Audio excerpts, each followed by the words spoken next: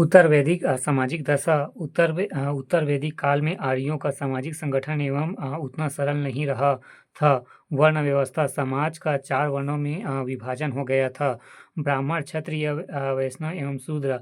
यज्ञों के विस्तार के कारण पुरोहितों के महत्व में वृद्धि हुई। ब्राह्मणों और क्षत्रियों के बीच घोषित समझौता जिससे कि यह नियमित शासक वर्ग का उदय हुआ। वैष्णव उत्पादन कार्य करते थे। उपरोक्त तीनों वर्णों का उपनयन संस्कार होता था, जबकि शूद्रों के लिए यह संभवतः नहीं था।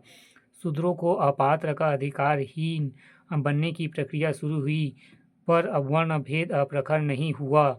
अस्पृश्यता का प्रचलन नहीं था।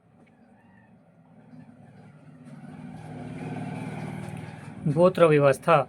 गोत्र शब्द का अर्थ होता है गोष्ठ अथवा वह स्थान जहाँ समूचे कुल के गोधन को एक साथ रखा जाता है। अगले चलकर गोत्र शब्द का अर्थ हो गया एक मूल पुरुष के वंशज।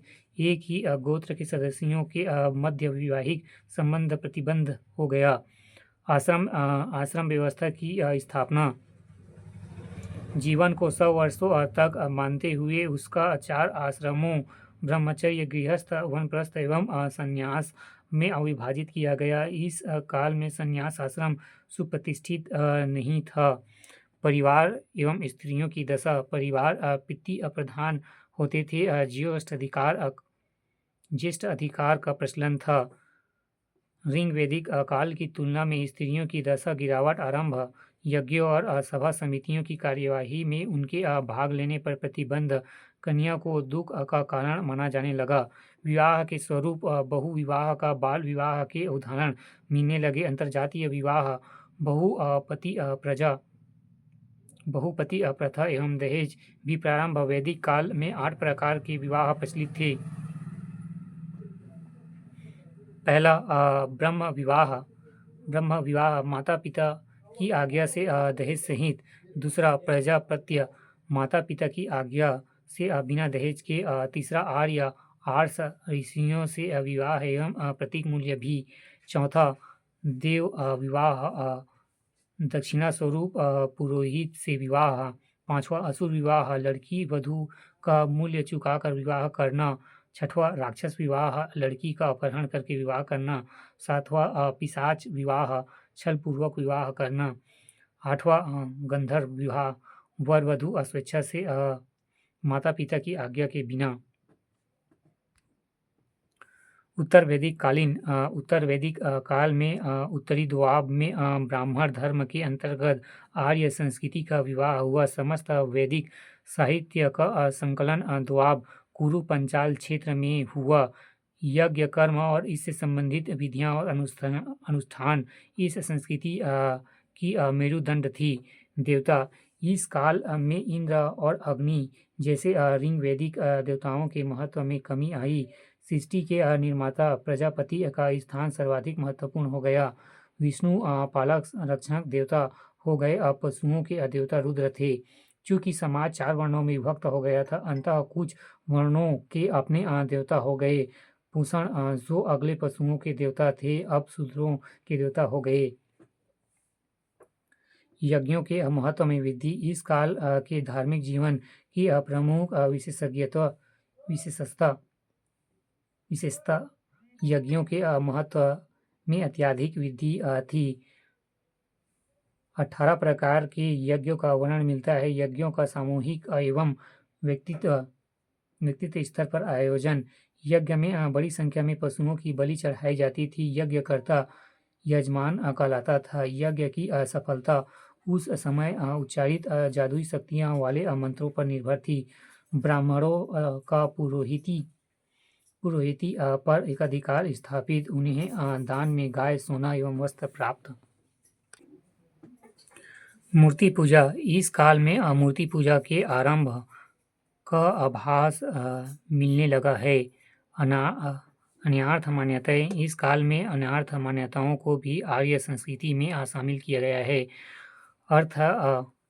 अर्थवेद में ऐसे ही मान्यताओं का संकेत मिलता है।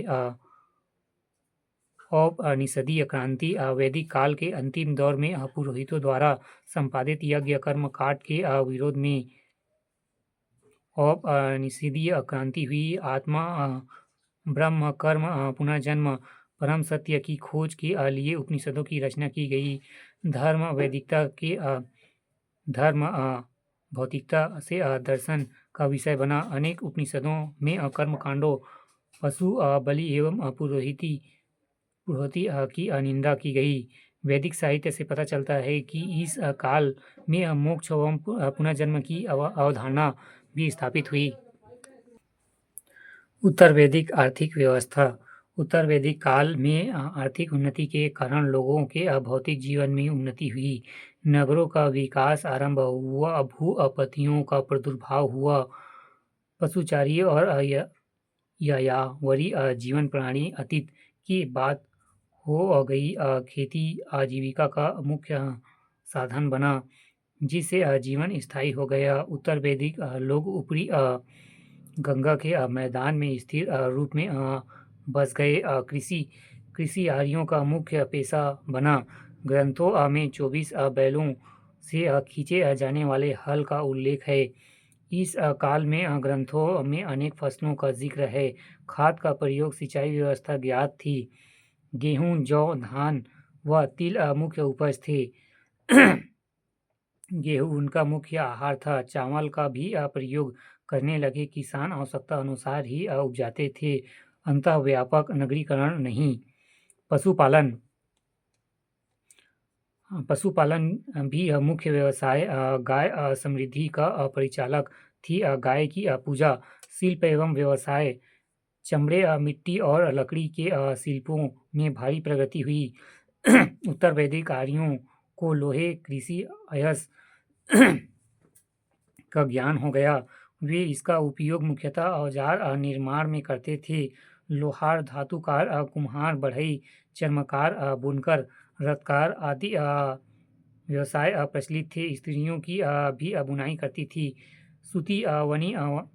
सूती बने वस्त्रों का निर्माण होता था। व्यापार का विकास हुआ। श्रेष्ठी एवं वाणिज्यता आदि शब्द 100 पतवारों वाली नावों का जिक्र मिलता है। मुख्य रूप से वस्तु विनिमय होता था। साथ ही शतमान, किरनाल, पाद, निष्क आदि का भी विनिमय के माध्यम के रूप में प्रचलित थे। व्यापारियों ने इस काल में अपनी श्रेणियों भी स्थापित कर ली थी। मृद भांड।